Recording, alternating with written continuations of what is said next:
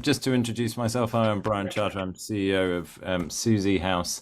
I spent the first 10 years of my life working for a smallish family-owned contractor called Ian Williams.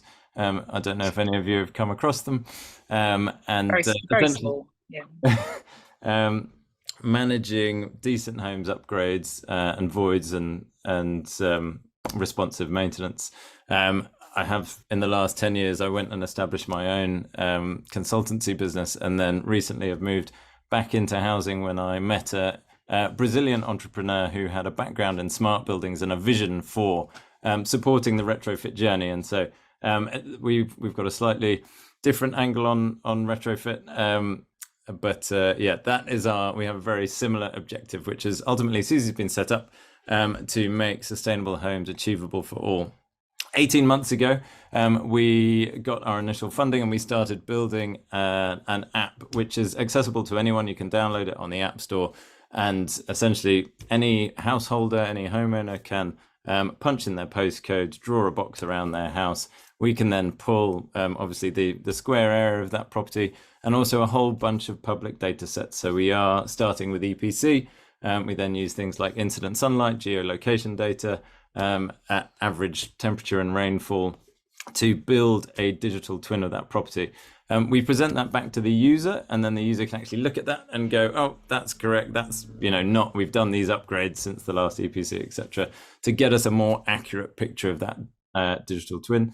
And then we can do some cost benefit analysis for them. So we start to apply retrofits virtually to that property to understand what would be the impact.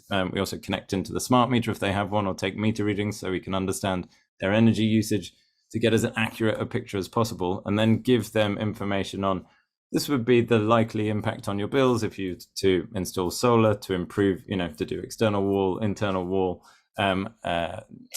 various different types of loft insulation, etc. And as part of that, we're also giving them indications of an education around this is the process of retrofit. So we started that 18 months ago. And then about 6 months ago, my co-founder was giving a pitch on this. And someone from Bristol City Leap, in the senior sort of team at Bristol City Leap, heard him and said, that sounds really interesting. I'd like to talk to you about it. Bristol City Leap, if anyone doesn't know, they are a joint venture between Bristol City Council and a company called Amoresco, set up with the objective of making Bristol a net zero city by 2030. And so we went along and spoke to them, and they said it would be really helpful actually to have an engagement tool like this to support us in the delivery of things like the Social Housing Decarbonisation Fund programs and the home upgrade grants. So we went out and we looked for some funding. We got some government funding. And we've recently launched a project alongside them to develop a product that will help them in delivering these retrofit programs. So we've been talking to them about, well, what are the challenges that they are coming across in terms of delivering these programs?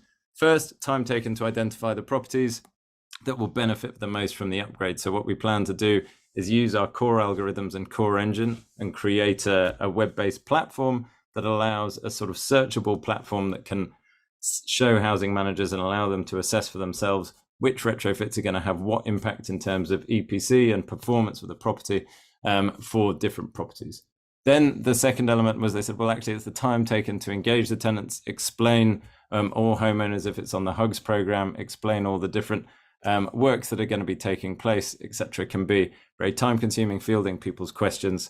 Then they said, you've also got the challenge of low uptake. So quite a high resistance because of the perceived disruption that may be taking place. And then once people are on schemes, they were experiencing a higher dropout rate as well of about 20%. They also identified that actually monitoring projects and project completion was something that was a challenge, just getting out to all of the properties and recording the progress of upgrades against those properties, and then ongoing performance monitoring to make sure the retrofits had performed. So we are in the process of building with them something to address those challenges. So the first is a desk-based property identification tool, as I explained, to allow people to assess the property. The second is a householder engagement app. So we're taking our existing app and turning it on its head, making it accessible to the tenants. So communication can be sent out to tenants or low-income homeowners with a QR code saying, download the app. We will give you some indication of this is the sort of savings that you could be making on your bills, but also education on there about this is the process of retrofit. We're going to be including augmented reality, which enables people to actually hold the phone up to their property and have a look at what would external cladding look like, what are solar panels going to look like on the property. Some videos on there designed to sort of engage all different ages about actually this is the process of retrofit, and sort of trying to make that quite fun and engaging and bring a bit of humor into that, but make sure we've got kind of age appropriate videos for different types of tenants. Obviously, being able to deliver the product in different languages as well. And then crucially, that the landlord platform and the app will communicate with each other. So the opportunity to opt in to programs will be there on the app and enable people to actually say, yeah, I'd like to be considered for this, particularly in relation to home upgrade grants. We already have a contractor app that supports our sort of user-facing app, and we're planning to create a version of this that will allow contractors to then record their progress against the specific property, and for tenants to sign off against works that have been completed. And then if we've got access to smart meters, or if we can prompt tenants to input their meter readings, we can then be monitoring performance post retrofit. Crucially, it enables us to do a consumer-led approach, which is part of the next HUGS program. So why am I talking to you today about a product that doesn't yet exist?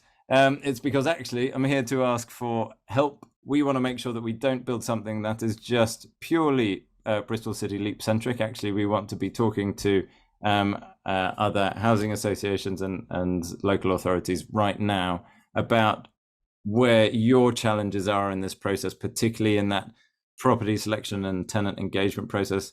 If you have people working within your teams who would be willing to spare us half an hour to an hour to be interviewed by our UX team, we'd absolutely love that, so that we make sure that we've got a product that is really solving problems when we come to complete this in sort of 10 months time.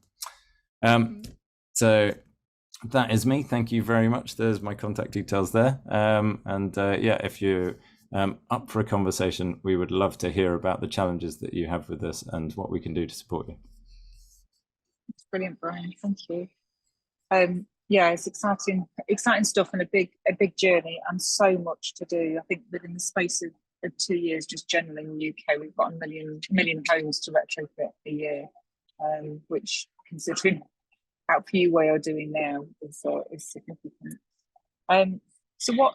Just on that, then, what you've just mentioned the offer now to be able to then get involved. What does that look like? What's the current thing that they can expand on that a bit more if people are interested in this? Because a lot of people, particularly from the resident engagement, I think would be really keen.